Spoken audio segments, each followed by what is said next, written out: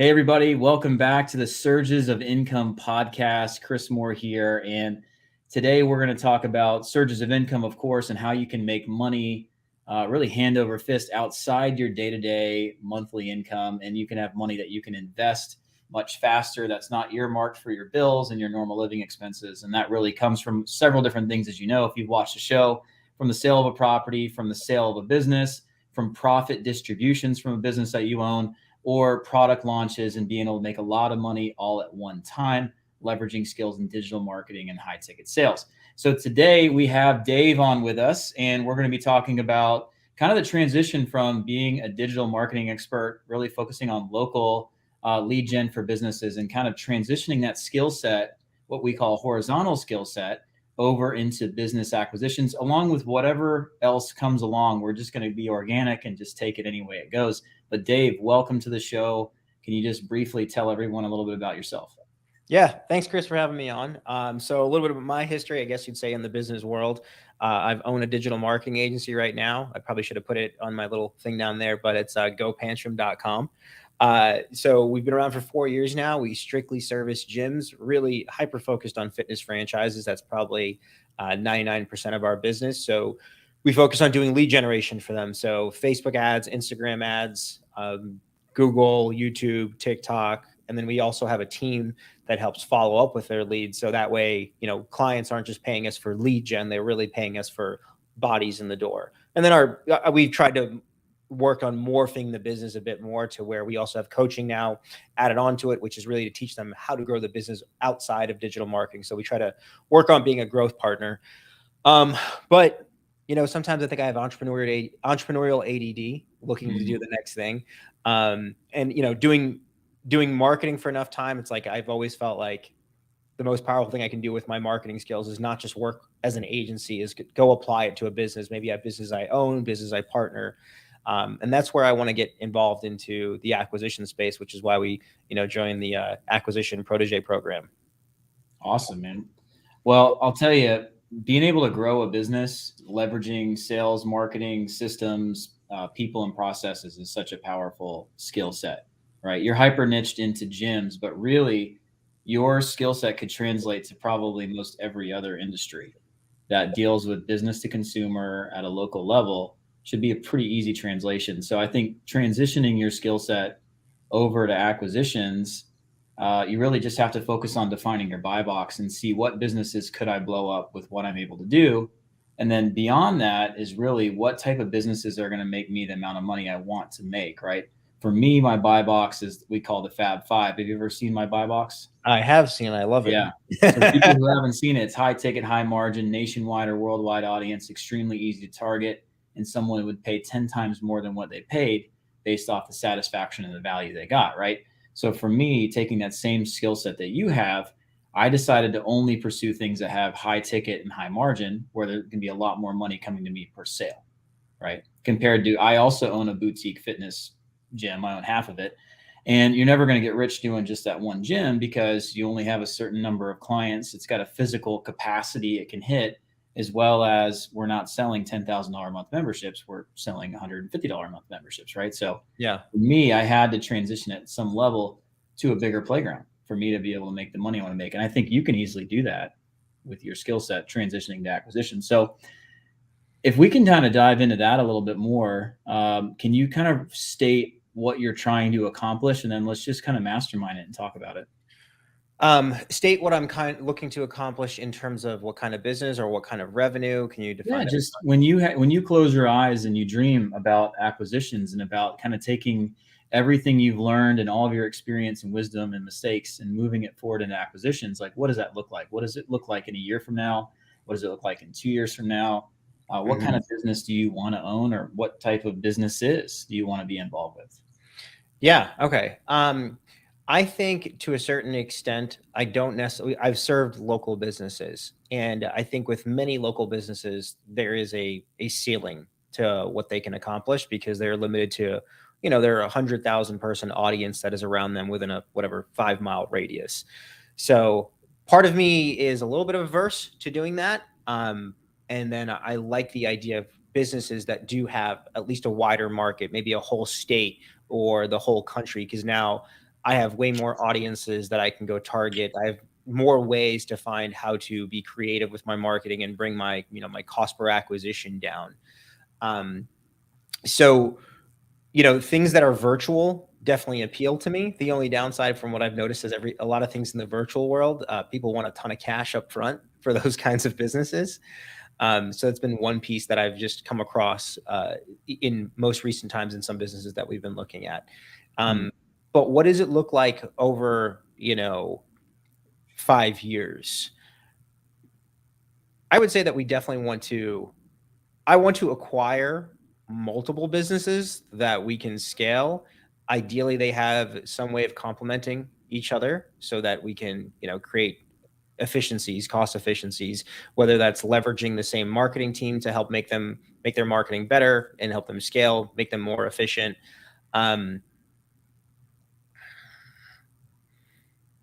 And make a lot of money. Yeah. Make a lot of money. And I always say that the primary thing for me and my wife who work in the business is, one, financial freedom, however you want to really define that. For me, I have certain targets that I want to hit in my own head. So there's certain targets that I want to hit, but at the same time, we want time freedom. I know that I'm personally the kind of person I'll probably just work till I die because I don't know what else to do with my life. And I just enjoy working and I enjoy challenges, but I want challenges that I enjoy to work on. So I don't see a world that exists in which I'm not like working, but I want to work on the things that I really enjoy doing and focusing on, like doing content like this. I like doing this kind of stuff and creating content for my own personal brand, creating content for brands that I'm involved in. And then just making sure that we have the level of freedom that we need. I'm fine with working a 40-hour work week. I still want to be able to take a few weeks off a year and have schedule flexibility. But other than that, it's like if those things are met, just make a lot of money within that. I mean, all that makes sense to me. Have you considered all the different types of acquisitions you could do besides buying maybe like a virtual business that wants lots of money up front? Because there's so many different ways to get into those businesses without going that path. Have you considered anything else? Outside of outright buying it, not really. Okay. Well, let's tailor the conversation towards that. So I'm not really buying companies, even though we are acquiring businesses. I have 12 currently that I'm a partner in, not including the stuff in the private equity firm because the number would get a little higher. But besides maybe one of them, I didn't do an actual real quote unquote leverage buyout acquisition besides the bowling alley. The rest of my deals have mostly come from consulting for equity, where I take the same concept, the same kind of idea that you have around, I don't want to not work. I still work 30 to 40, 50 hours a week. I'm still kind of in the hustle and the grind because I also enjoy it. I'm just keeping my axe sharp. I'm really staying focused on innovating and coming up with new content, especially someone who really creates content for a living and teaches people. I have to stay in the game. Otherwise I become obsolete. Right. So for me, being the same skill set and background that you have, as well as the same focus on wanting to continue to work. I'm only 37. I still want to keep doing what I do and loving what I do. Why don't you do consulting for equity, where you can go in and work with somebody in their existing business? Doesn't have to be extremely profitable, but has the capacity or the potential to be extremely profitable. You can help realize that profit and take a large percentage of the upside. And you can do that by taking real equity or a rev share in the business rather than have them pay you as a consultant or as an employee. So that's what I've done. 4 of the deals I've done have been consulting for equity in the last couple of years. And that's allowed us to tap into cash flow without having any money up front, no money exchanging hands. Actually, I get it, plus I get paid a retainer. So it's just like being a consultant with profit share with ownership. Yeah, I like that. Yeah, I mean, that's what I teach specifically, and it works like a charm. Because then you're not taking on the stress of operating the business either. Have you seen my consulting for equity training? Probably not yet. Oh man, I know game changer. The last time I've probably seen maybe like a YouTube video of you talking about it. I saw you talk about it a bit at the event when we were there, the Dealmaker event in Atlanta, but I haven't. Maybe I don't know why. Tampa, Atlanta or Tampa? Tampa. I'm sorry. Tampa. Okay. The one that just recently passed. Yeah. Yeah, I guess I haven't thought about it seriously enough, and for some reason, my mind was just on acquiring a business, which creates complexity. Well, in acquiring businesses is great, but when you have a skill set like you do or I do, there's so many different ways that you can do an acquisition that still feeds what you're doing. It doesn't have to replace your full-time income. It doesn't have to take over all of your time away from the business you have currently, but instead, if you're doing the same thing in every company, you don't feel thrashing and like you're actually having an issue focusing, because when you do the same thing every time, it allows you to just kind of naturally add something else to the stack of what you're focused on, right? So what I'm going to do real quick is I'm going to show you a couple of the slides, just like I was doing in Tampa. And I just want to go over a couple of these concepts so anybody watching this as well can get more context of what we're talking about. So I'm going to share my screen. Can you see that? Yes. Yeah, I mean, so what we talked about just a second ago, consulting for equity is essentially partnering with business owners and in exchange plugging in what you're already doing into their business. And then that's instead of just having these people as a client or being a consultant for hire or being one of their employees, you're actually getting equity in people's company for in exchange for taking them to the next level, right? And I'll just go through 5 or 10 slides and then we'll discuss it. But consulting for equity, there's a lot of different ways to do it. You can help someone solve a major problem in their business. Imagine they're at a plateau. Imagine they're having issues where all of their accounts all of a sudden got in trouble and they no longer can make any money because their customer acquisition funnels got shut down, and you have a way to maybe diversify their media buy and get them back up and running. You can go in and consult for equity and help someone exit the day-to-day activities and let you take over and just be their partner rather than buy it completely. And you can do that with literally no money out of pocket. You can walk into equity at a zero value for you, right? And you can also work with people who are looking for you to duplicate the success that you've had in one business and another. Like, hey, Dave, I've seen what you've done. You've been crushing it. Can you come in and do that for me? So an easy translation, kind of like what we talked about with Evan. Evan probably gets offered equity quite a bit because he's so good at making gyms profitable. Like, hey, Evan, I saw how you crushed it turning around those 4 franchises. Can you come in and partner with me instead of me pay you, and we'll just work together and you can take this business to the next level. Like, there's so many different ways that you can plug in what you're already doing and get equity in someone's company using your area of expertise, and it won't feel like thrashing because you're doing the same thing you're already doing in your other companies. What do you mean by thrashing? So thrashing is when you are and you haven't experienced this probably too much, which is a good thing. But when you have like a lot of companies, like I have 12, if you have to put on a different hat every time you step into a new company, they're like, all right, now I got to be in problem solver mode and I've got to figure out how to get more customers. And over here, I'm dealing with operations issues and taxes. And over here, like if you have to thrash and multitask completely, it can be very difficult. But when you're doing the same thing in every business, like, all right, I focus on growth. I lead a team executing my strategy, and we focus on customer acquisition, retention, and profit margins. Like if you're doing that in every company, it won't feel like thrashing. And thrashing is just like when you keep moving back and forth and you have a hard time because your brain has to change modes. That's what I mean by that.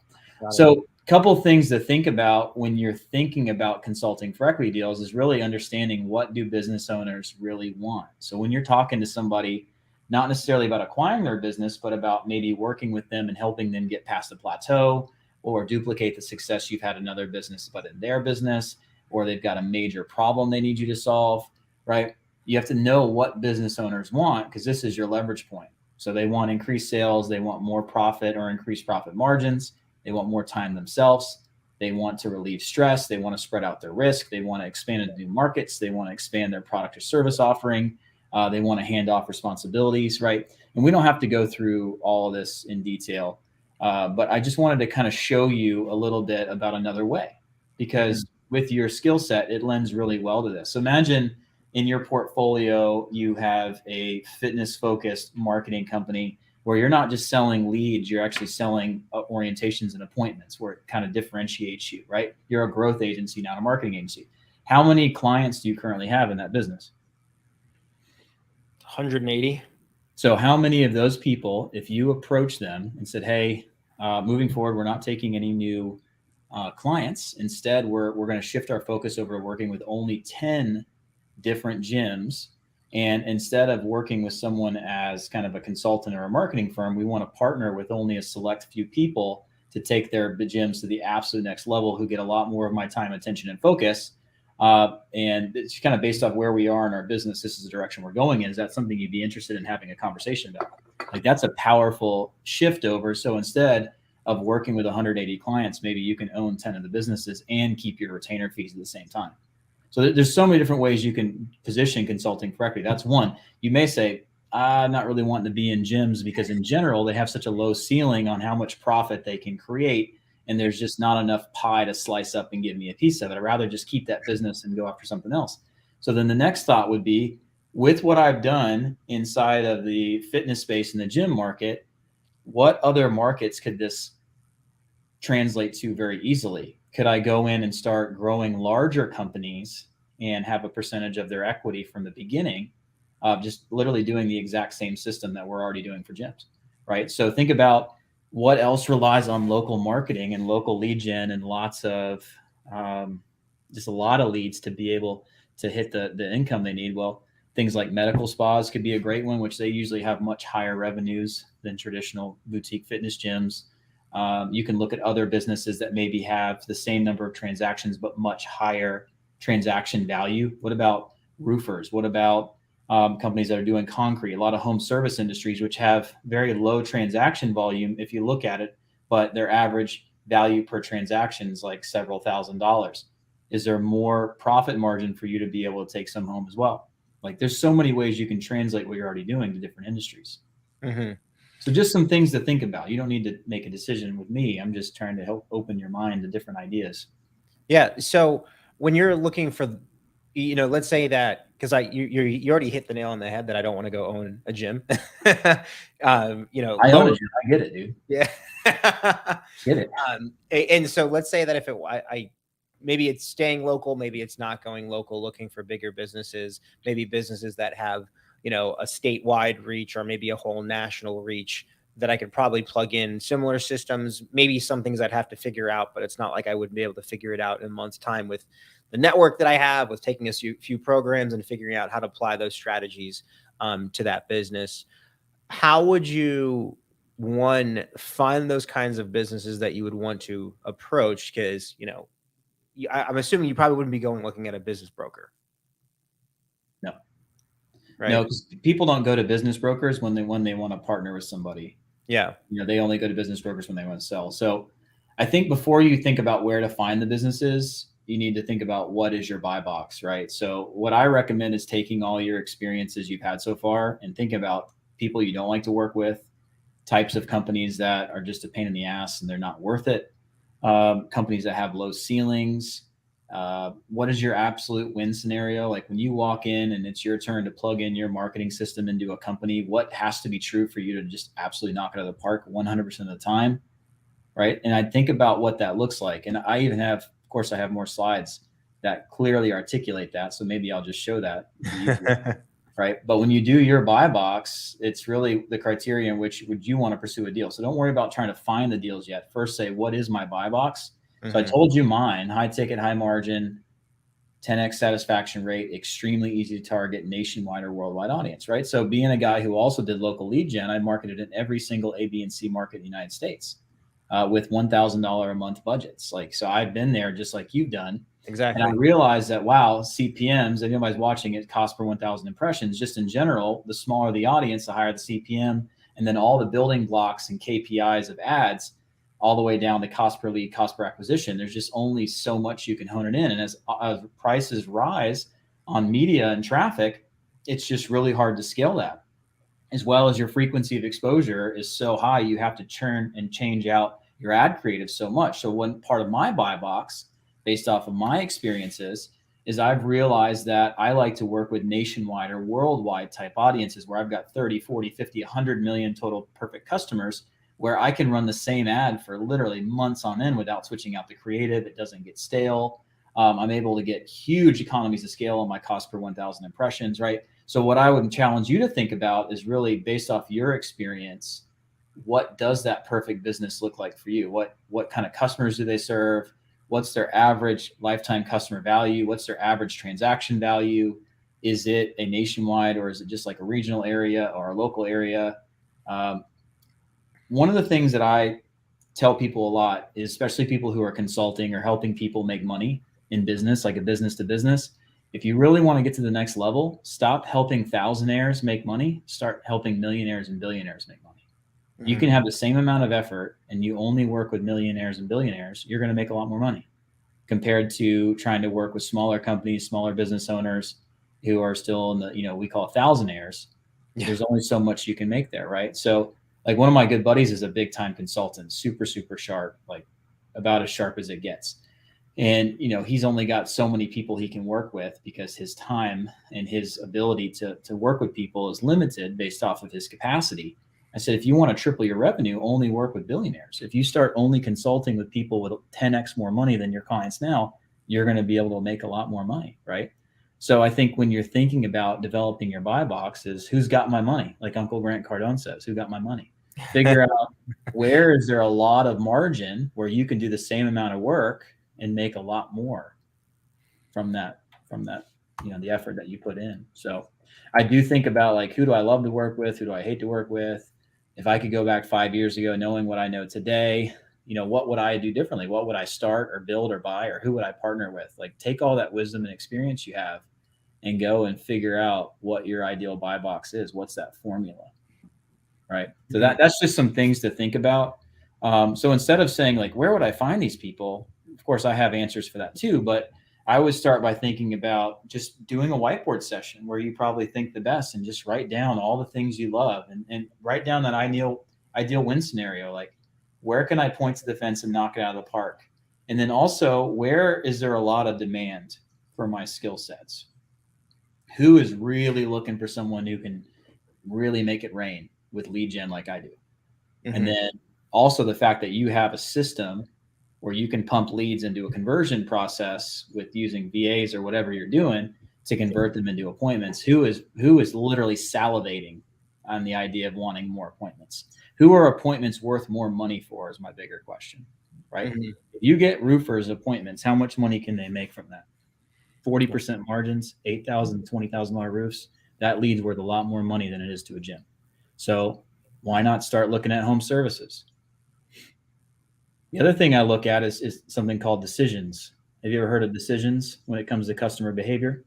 Some businesses, they rely on customers to make a decision to do business. Other businesses, it doesn't need a decision, right? Like if your windows are broken and you live in Canada, you get them fixed, period. If your windows are broken, you live in Florida, you get them fixed. You can't afford to pay the electricity bill and the air conditioning bill, right? If you can't, compared to somebody who's thinking about getting cracks filled in their driveway. Well, no one's dying over that. No one is needing that done. That's a very decision-driven type of purchase. So I like to work with businesses where a decision's not really needed. I loved medical, but it was tougher in medical aesthetics where they had to make a conscious decision. It's not really a need. It's more of a luxury and a want. Like it's a lot more marketing skills and chops has to go into those type of businesses compared to somebody who's bleeding. They run to the hospital. They don't give a crap about the bill. They just want to get stitched up. Right. Yeah. So I think about not only where are what my leads and my appointments that I can create going to be worth a lot more to somebody where they can pay me a lot more for them, but also where is it going to have an easier conversion process because you don't have to talk somebody into thinking there's a problem, which is what a lot of people, really good marketers are great at talking people into thinking there's a problem. But really smart marketers get away from having to do that completely by choosing the right battles. Yeah, I don't have to convince people. I hate convincing people, but I'm good at it, but I don't like to do it anymore. So I'm just trying to open your mind to some thoughts. So I'll shut up for a minute. What are your thoughts? Yeah, we've definitely went down the road of thinking about when we were thinking about business acquisitions, thinking about like the home services industry, because that's not recession proof, but recession resistant. Something happens, your toilet breaks, you need a plumber. You're not going to think about maybe I shouldn't do this right now. So that's been a route that we've gone down. Maybe it's part of me saying, stick with what you know. That's why I haven't gone down that like looked at those industries. But I haven't looked at it from the consulting for equity approach to things. And I guess the only other objections that I would have to any of those industries is that I know that there's tons of marketing agencies that already go after them. So trying to figure out, I don't know if there's how much of a blue ocean I'm trying to find here, but it's definitely something that I'm going after. Yeah. I mean, you got to look at, you're not a marketing agency going after marketing clients. You're a very talented marketer that has a proprietary system that can deliver high quality appointments, and Mhm. you're looking to partner with a select few companies, you're not trying to get them to hire you as a marketer. It's a very different type of business model, Mhm. right? And then part of that is understanding where to fish, where to go find these people, and I can Mhm. teach you that as well. But I think you're on the right track. The only thing I would challenge a little bit is just consider, if you're going to formulate your buy box, and I like the idea of a decision not needing to be made, like I said, but maybe going after a higher transaction value. Like a plumber is a very high, it's like high number of units sold at a much lower cost, right? So Mhm. it's like a churn and burn at a lower unit cost where they have Mhm. very static margins. They pay, like they charge per hour and plus materials, compared to like roofing or HVAC.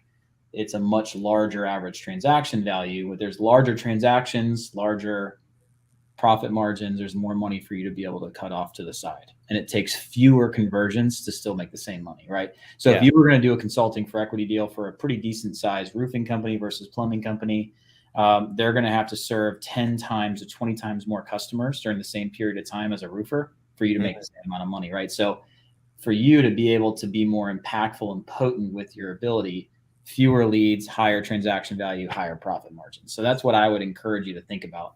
But you don't have to do home services. It can be online businesses, right?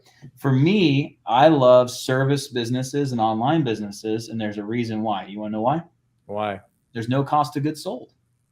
Yeah.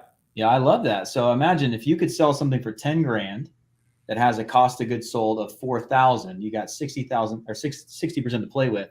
And you've got labor, you've got all your dues and subscriptions, you got taxes, you've got all your sunk costs, you've got your cost to customer acquisition. Like, whoop, you're left over with a very small margin left over compared to that same $10,000 product. If it's a service or if it is a digital product of some sort, the profit margins can be much higher, right? Yeah.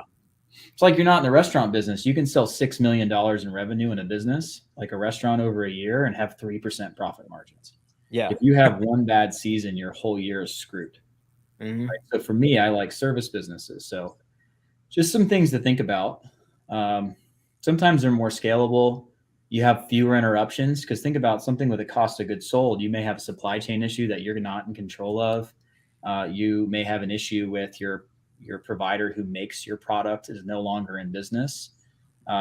There's all kinds of things that could come in. You could decide to go FBA and Amazon decides to compete with you and boot you out. So Yeah. to I me, think it's just tough to lose with a service business. If it's in high demand, people are literally salivating. They need it. They want it. It's for me, it's a win-win. Yeah, that's pretty much the same thought that I've had as I've kind of gone down the journey of looking at businesses that we want to acquire. One business that we're kind of looking at right now that we're gonna see if it makes sense, but the numbers aren't perfect, is an executive office, which is kind of like a WeWork type situation, but they also Mm. have a virtual business office side.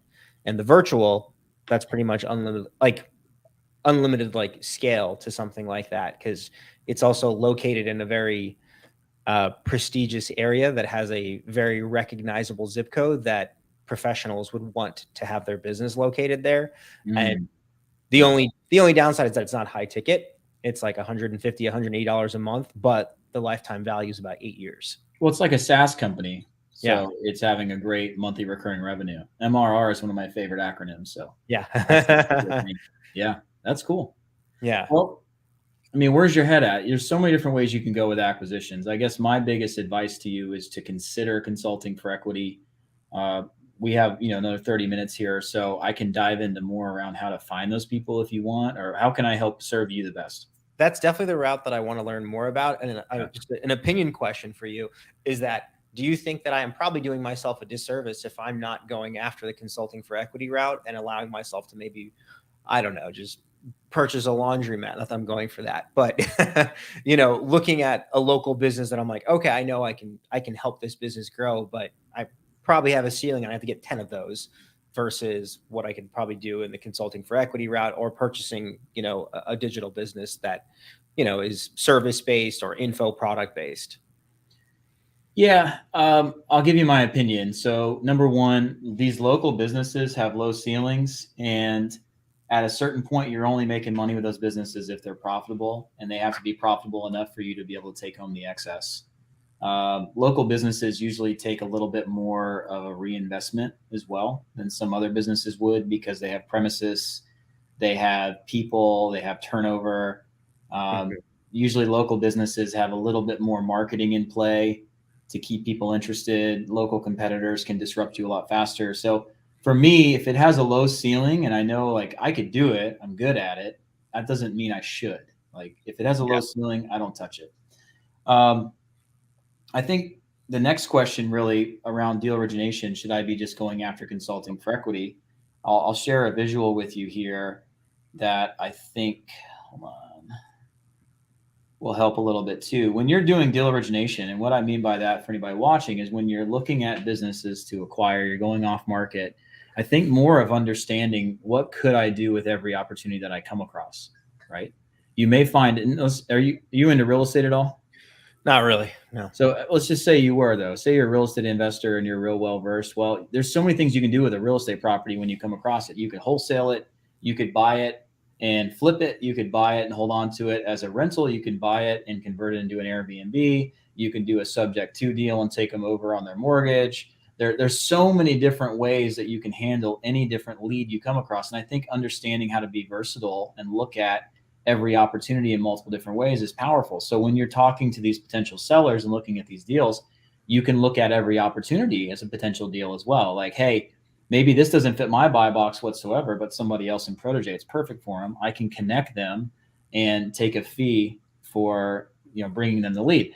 As somebody who has the ability to help grow businesses, maybe I can grow it for them and work with them as just a consultant on a rev share deal on anything that I increase over their current revenue or profit, and then help them sell it to somebody else in Protege once it's more suitable to sell because maybe it was underdeveloped. Maybe you can grow a business to the point where it qualifies for SBA financing and then buy it that way and help somebody who's not quite ready yet for you to buy them because the business isn't built to sell. Maybe you can help merge it with somebody else that you already know, or do a bolt on to somebody else's company that you're friends with who owns. There's all kinds of different ways that you can look at every deal, including consulting for equity is one of these options, right? So I was building you can't see it right now, but on the other side of my office here, we have a whiteboard. Actually, I can show it to you. See it over there? Cool Yeah. whiteboard, right? So we have a huge seller lead funnel that we run. And Jared, who sits over here at this desk in my office, is over there. He and I were working on these seller lead funnels today and kind of our scripting around it. And what we really came to the conclusion of is after we have that discovery session, just like you would have with a new client, we've said, hey, it kind of seems like maybe this isn't a great fit, but we can help you in this way, this way, this way, and this way. Everyone you talk to, you can literally go down that route and say, hey, listen, seems like your business is not exactly what we're looking for. We're looking for a business that can do this and does that and doesn't need you to operate it and that has a certain EBITDA or profit margin. But there's a lot of different ways that maybe I can still help you. Number one, I am a digital marketing expert, and we could potentially work together in more of a partnership fashion where I can help get your business to the next level. And what do sellers want? We just talked about this in just a second ago, right? What do business owners want? And maybe I can help you increase your revenue, or maybe help lean up your company and increase your profit margins where, the business isn't something necessarily that you need to have to sell anymore because it's not in distress. Or maybe I can take over all of your digital marketing for your company. We can fire the agency you're using now. We can do this as a partnership and I can help grow you and take you to the next level. Like there's so many different ways that you can help people, right? You may have somebody that you're friends with who has lots of time on their hands. Maybe they just shifted outside of what they were doing for a living. They're looking for the next thing. Maybe you can go and find that person, plug them into the business, and the three of you partner and take it to the next level. Like there's so many things that business owners want outside of selling that would also solve their problem, right? So when someone says, hey, I want to sell my business, one of the first things we ask, as you know, is why. Sometimes if there's an alternative option to selling that still gets them what they want, often they're open to it, right? So you say, well, why do you want to sell, Dave? And they say, well, yeah, I'm just really burnt out. Okay, well, what if I could help you transition out of the day-to-day, still get paid for being owner of the business, partner with you and allow you to free up your time to go and pursue other ventures? Would that work for you? Yeah.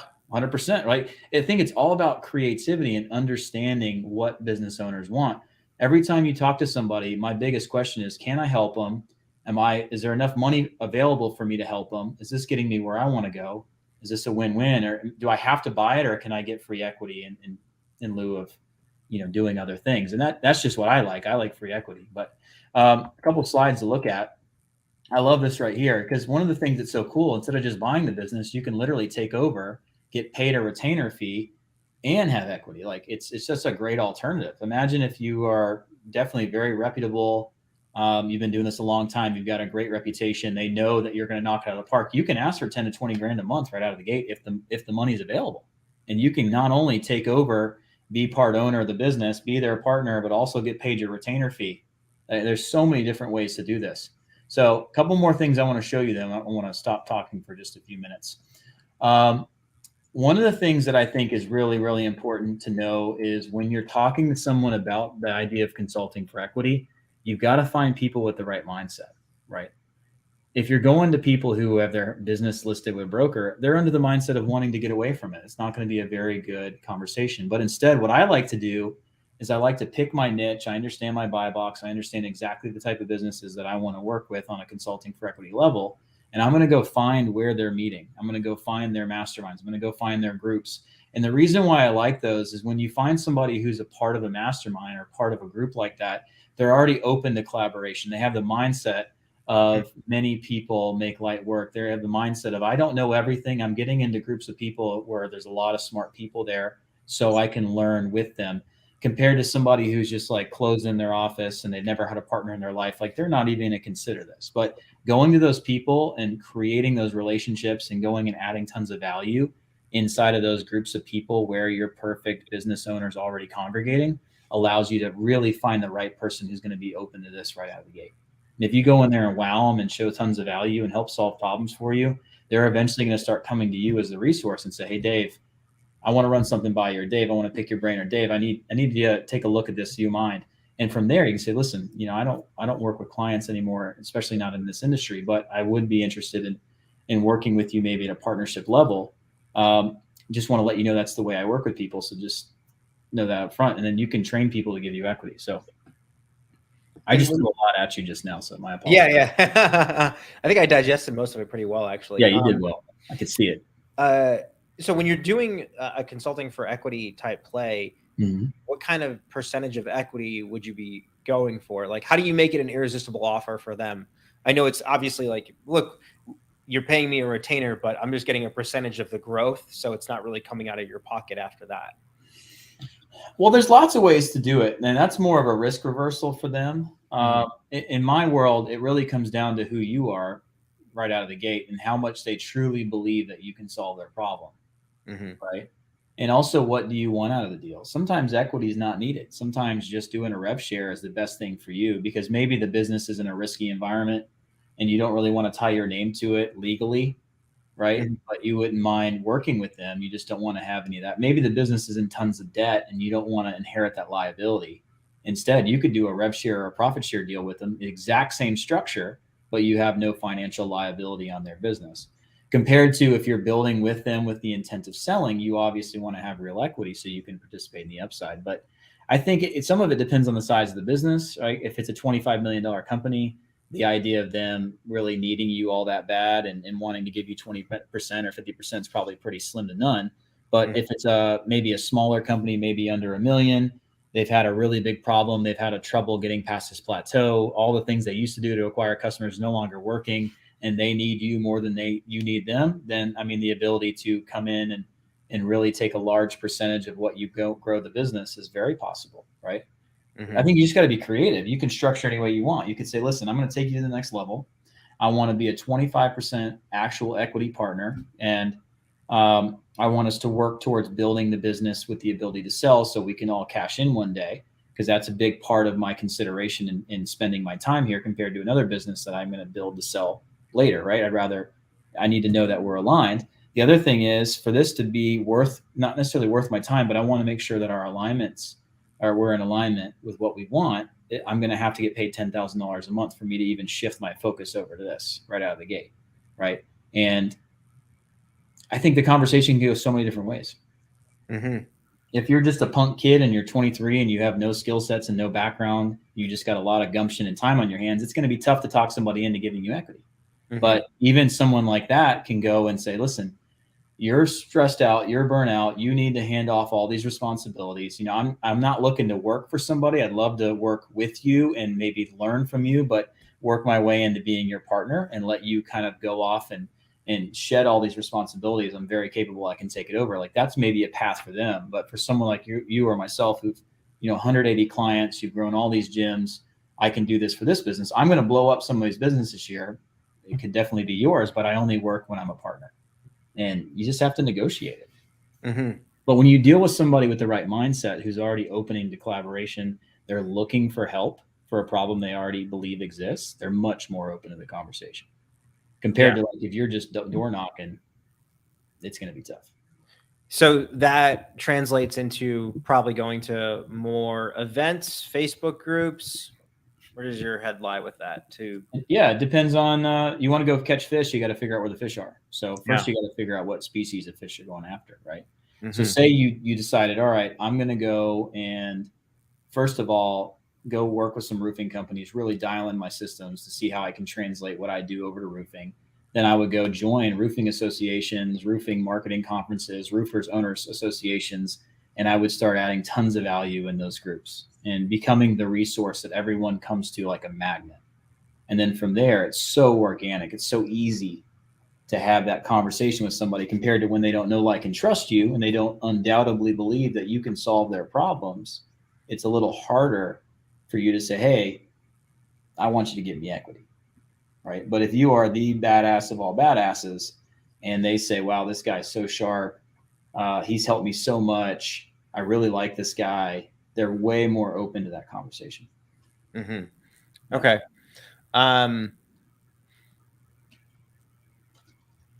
So step one is figuring out that buy box and what you want to go after.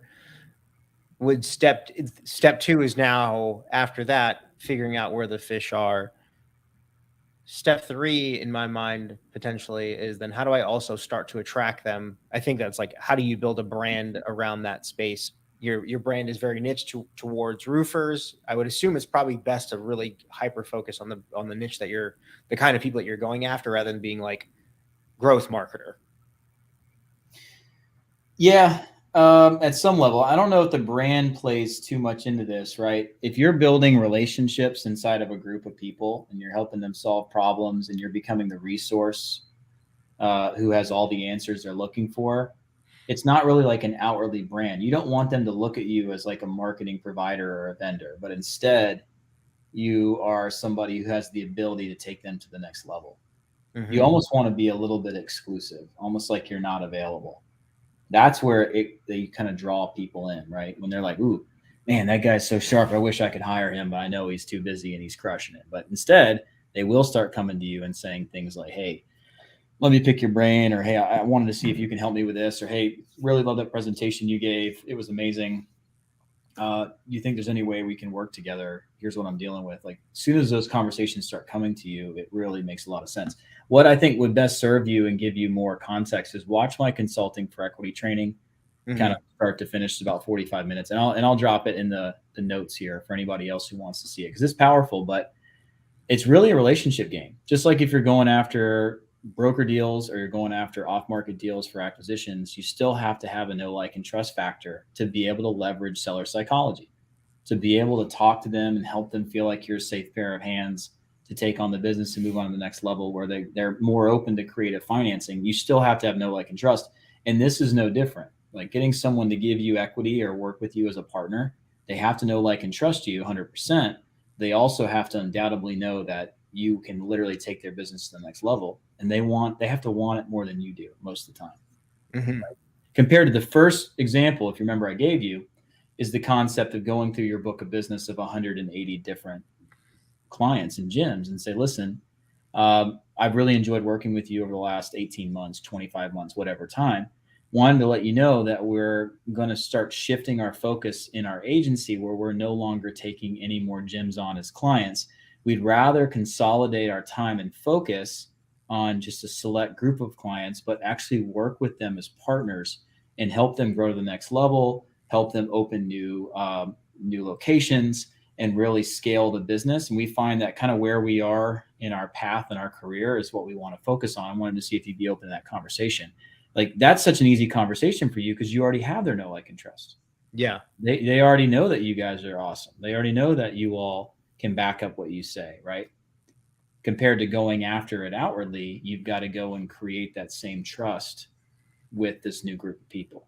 So identify the buy box, figure out where they're all congregating.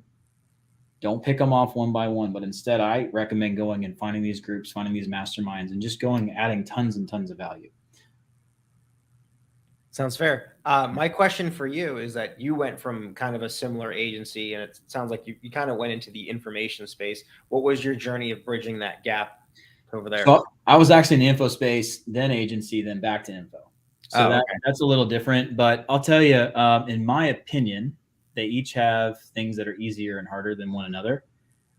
Working with micro budgets at a local level, especially with scalable advertising like display ads and Facebook ads and Instagram ads and YouTube, stuff like that. I love the ability to leverage the same campaign over and over and over again, right? In different markets. And that was kind of cool being able to use that scale. In the info space, it doesn't work the same way. It's kind of sometimes home campaigns are home runs and sometimes they're not. The biggest translation, the difference between what you're doing now and kind of like the info space like I do is really business development chops. Like you've got to really get good at not just generating leads, but really, really understanding the path to purchase, the sales psychology, the ability to create a sales team and setters, build out the actual business, build out redundancy, build out multiple ways to win. Even when we fail, we win. Building out multiple ways to acquire new customers and leads, so you're not vulnerable to like an account shutdown. So I think the biggest difference between the two is marketing for local business, where that's their problem, compared to the info space, it's your problem. And that's real. So I build four-legged stools. I build stools that if you break a leg off, it's still standing. Compared to getting paid as a marketer or at a growth agency, my job is to bring you as far as I can get you. And then I can't control the way you convert customers inside your business. I just can't control it. I can get you as far as I can. I can even coach you on it. But at the end of the day, being in the info space, especially like doing the stuff I do, I'm in control of all of it. So you just got to be better, and you learn. It just takes time. So you also help them build their sales team. Well, I own them. So I do it. Yeah. I build them all. But now I have sales team partners. I have 2 different partners where if I bring on another company like this that I'm working with or part owner of, I just plug in the resources that I built. Like I just call Rich and I call Nick and I'm like, hey guys, got a new business. Perfect for what you guys do. Let's get you guys connected. Let's jump in. Yeah. So I've built up a team around me, just like a deal team. Yeah. Makes sense. You can do the same thing, right? Because you have other vendors that your clients probably work with that do things that you don't do. And maybe you can deploy them in a business that you end up owning. Yeah. It's about who, not how, with some of this stuff. Exactly. So I built the Avengers. So, yeah. But it takes a business development and a business, some different type of business chops. Like not only can I make it rain and market and make lead gen, but it's also a lot more nurture because it's a higher transaction values, a lot more nurture going on, a lot more retargeting, a lot more using multi-channel and omnipresent marketing to introduce new ideas and take them all the way down the path to purchase. Usually high ticket has a longer sales cycle than local businesses, and then understanding how to create redundancy. So you can have a business where your revenue chart looks like this rather than this. Yeah. So it's very doable. I think it's harder. It's harder in some ways because it's a bigger lift, but it's easier because you're not worried about making 180 businesses happy at the same time. So that was the one thing that I don't miss about agency is we had clients paying us $36,000 a year plus, and sometimes they wake up and say, well, what have you done for me today? Or we had what we call terrorists that would come in to the businesses without our control, like what we call consultants, terrorists. They come in and they throw you out with the bathwater. Like a local consultant will walk into the practice level and like, yeah, I don't like what they're doing. They're not very good. Or even a new employee they hired that has no clue what they're talking about would say, oh, these people suck. You need to get rid of them. And then they cut you, even though you've been friends with them for 5 years.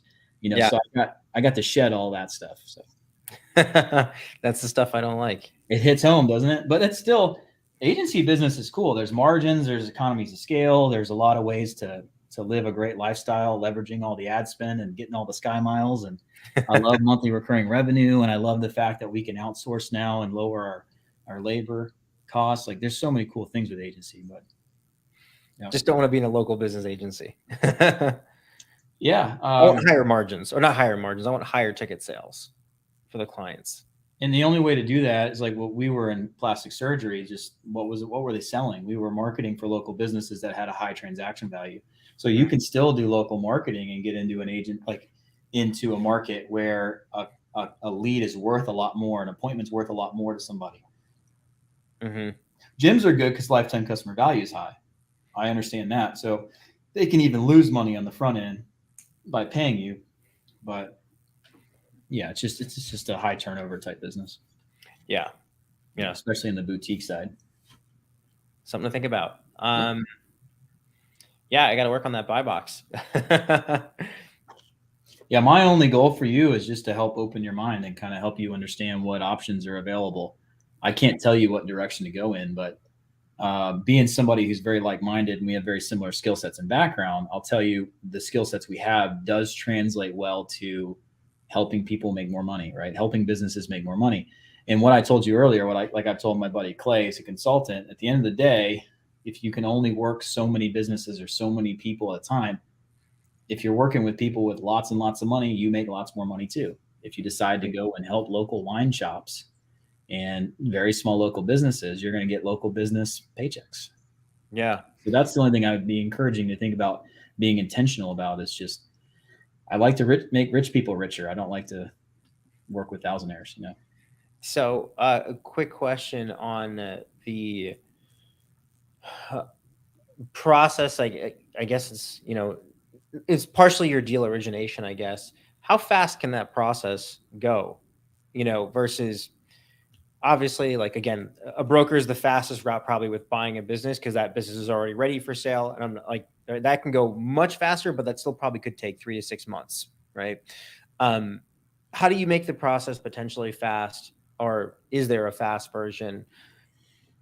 Yeah, brokers are definitely not the fast way at all. Yeah. There's just a fast way to find a deal, but you can look, you can look at 100 deals and maybe speak to the seller one time without giving them financials and the semen sample. So we find that some brokers are better than others, especially like specialty brokers. But in general, brokers are harder to work with because they want to protect the seller and they want all this information from you up front. And yeah, I don't know. I never say brokers are the easy or the fast route. Never. They may, it's the road that looks straight and narrow, but it's very windy, right?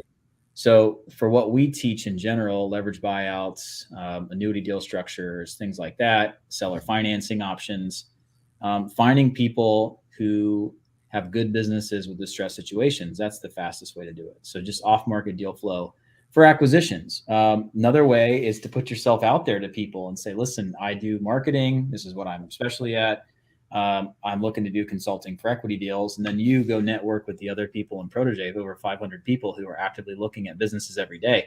There's people in Protege that are friends of mine who generate 3,000 to 5,000 leads a year that come across their desk. If you went to those people specifically and say, hey, when you find something that fits this box and you need either a consulting for equity partner with you on the deal, or you feel like you can refer me a consulting for equity or a seller financing deal, please keep me in mind. And I'll pay you a referral fee at the deal close. Like now, all of a sudden, you've got a whole army of people out there doing deal origination for you. That's a huge way to do it. I don't know if there's ever an easy button or a fast forward. If you go and pick an industry and you go join these groups, this strategy works better when it's organic. It works better when people are coming to you like, wow, this guy's sharp. He seems like he can do everything that I need. He's exactly what I've been looking for. Looks like he can solve my problems. And then that's where your better deals and your better terms come from. If you're out looking for it, I always look at, imagine if today you had to quit what you do and go work for New York Life. Do you know what New York Life is? It's like health insurance or something like that. Yeah, life insurance, right? If you went to sell life insurance, what would they say? Go hit your warm market first. Call grandma, call mom, call your friends, right?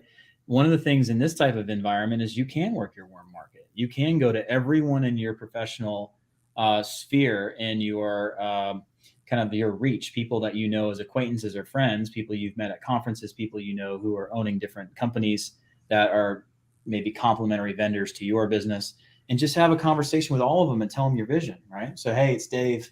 Just wanted to catch up. And you're talking to them and say, listen, one of the things that we're focused on besides our agency that we already have running is we're looking to start working with people more in a partnership capacity where we can leverage our resources, our processes, our skills, our people, and our ability to really grow businesses. And they don't have to be local, it can be larger as well. What we do translates to that. We're looking to partner with some people that want to take their business to the next level. Ideally, business owners who maybe feel like they're stuck. Maybe everything else is dialed in their business, but their lead gen and their marketing is what's holding them back. Who do you know that you could refer me to have a conversation? You know what I'm capable of. Like if you had that conversation 15 times with people that you're close with, how many referrals could you get? It's just like any sales position you could ever have. It's just prospecting. Mm-hmm. Right? So it doesn't have to be just going to a website and looking at the MLS or the business broker site. It doesn't have to be just talking to other people who are also doing this and say, hey, can you send me some leads if you have some that maybe fit my buy box, having to pay a referral fee or partner with you on it. And it also can be your warm market conversations. It also can be going back to your existing customer base and presenting a new spin on what you offer to see if anybody wants to partner with you. They're probably out of 180 clients, you got 5 of them that are absolute badass. They're on an upward trajectory. They're growing like crazy. Why not be a part of that journey with them? Even though you don't want to own a gym, but maybe owning 5 of the best gyms or owning part of it, maybe that could be pretty lucrative. So yeah. I think it's all up here. It's all creativity, man. Mm-hmm. Yeah. Got me thinking. Overwhelmed. My job is like, we're recording this so everybody can see it. I want to throw as much at you as possible so you can refer back to it and reference it, because I know I talk fast as well. But just think about it and just understand that there really is no limitations on what you could do with this skill set. If you learn how to acquire, seller leads, there's so many people that want it. Like I have seller lead funnels that I can print them on demand. I can find you more sellers than you could ever want, right? That's one of my skill sets, right? I can't go too deep into that right now, but think about how much time and effort have you put into taking your lead generation skills and putting it toward generating a lead funnel for sellers. So when you're saying seller leads, you mean people looking to sell their business? Correct. Okay. So you're creating funnels for it. Because that's my skill set. I'm a funnel guy. Yeah. Yeah. Right here. See funnels, right? So being somebody who has a similar skill set, I mean, why not? Well, how much effort have you put into that? That's another option, right? One thing, this is just marketer to marketer, and anybody else listening can enjoy the conversation, but think about the levels of awareness, right? Mm-hmm. You're familiar with that? You got not aware, problem aware, solution aware, product aware, most aware, right? So one of the things that I do so well is I really think about where is my best audience. And here's a little secret for everyone watching. Most people who own businesses are scared to frickin' death to sell their business. They're scared to put a for sale sign up. They're scared to list it. And that may not make sense to you, but let me explain why. When someone puts their business up for sale, it confuses their customers. It confuses their employees. It has the ability to tank businesses. I've seen people who have like physical local businesses like restaurants put a for sale sign up and literally their people stop coming. Oh, they're out of business or they're in distress or they're bankrupt, right? And you leave it open to the imagination. There's so many people who are not going to put their business on the market because they're scared to do so. So off-market deals and going after people directly with a direct approach is very, very powerful. I've just been able to translate that into funnels and ads where I'm out finding people who would never raise their hand and say, I want to sell. But instead, I'm finding people who want to sell in the next 1 to 2 years who haven't raised their hand yet and who probably won't. And then I'm offering them a way to sell their business faster. So you have all the skills needed to be successful. I think you just need to think about what direction you want to go in. And at the end of the day, the guy who controls all the lead flow always wins. You know that as a marketer, right? So in this type of environment, business acquisitions, I chose to be the guy that controls all the lead flow, right? Mm-hmm. And you have that skill set like I do. There's no reason why putting a couple weeks worth of effort into that, you may find something pretty powerful. Yeah. So just some thoughts. So my question for you, Chris, is what's your Facebook page so I can funnel hack you? Can't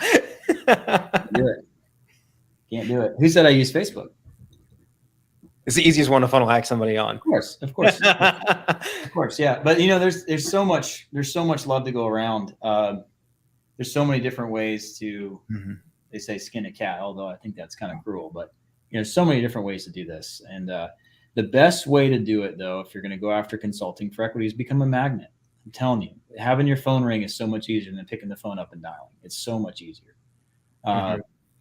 Everything I've done that I've done well at, it's because I've been able to make it rain, and I have way more opportunities than the average person, right? So if you watch my YouTube video on my 3-step recipe to make any business almost foolproof, there's 3 things you do, and it's almost impossible to fail. More prospects than you can possibly handle, never go on sale, and deliver a 10x satisfaction rate over what people pay. You can scale almost any business. Even if you have a terrible sales team, if you have more prospects than you can handle, you're going to do well. So even if you're terrible at deal making, terrible at talking to sellers, terrible at negotiations, if you had 1,000 leads to work, you're going to close one of them. Compared to somebody who has 3 opportunities, every lead counts. So for me, I've niched into getting really good at making it rain. Yep. And you have that ability. You've got the processes, the skills, the team, the know-how, the funnel hacking chops. I mean, go start hacking. That's what I would do. So, yeah. I think you got me pointing in the right direction there. Yeah, man. Or gave me a good amount to think about. Good. Well, we're right at an hour. I've got to actually go get a car tag for this car. So I'm about to go do that and go to the courthouse. But I enjoyed our time together, and I'd love to chat with Justin, who's my partner at the gym, maybe get you connected as well. Because as he kind of takes a little bit of a step out of the day-to-day, like we talked about, being able to plug in what you all offer, especially the appointment setting and taking the lead flow, that would be huge for us. We've got tons of organic leads already coming in because it's a Ninja Warrior gym. It's a monopoly in our area, and it's kind of a sexy thing, and it's got great organic lead flow, but we always could use more. And to grow that business, we do need more leads. And I don't really have a lot of time to put in that business. So maybe we can connect you and Justin and hire you guys to help us. Sounds cool, man. Hopefully I didn't talk you out of taking new clients. Maybe you did. I don't know. Yeah, I probably did. Well, good. All right, cool, man. Well, I appreciate it. And I really enjoyed having you on. And if you haven't watched the whole episode, I would encourage you to go back and watch it. Surges of Income podcast. And really, Surges of Income is really focused around how to make lots of money really quickly, making money outside of your normal, monthly income, and doing that using investments and buying businesses and business profit distributions.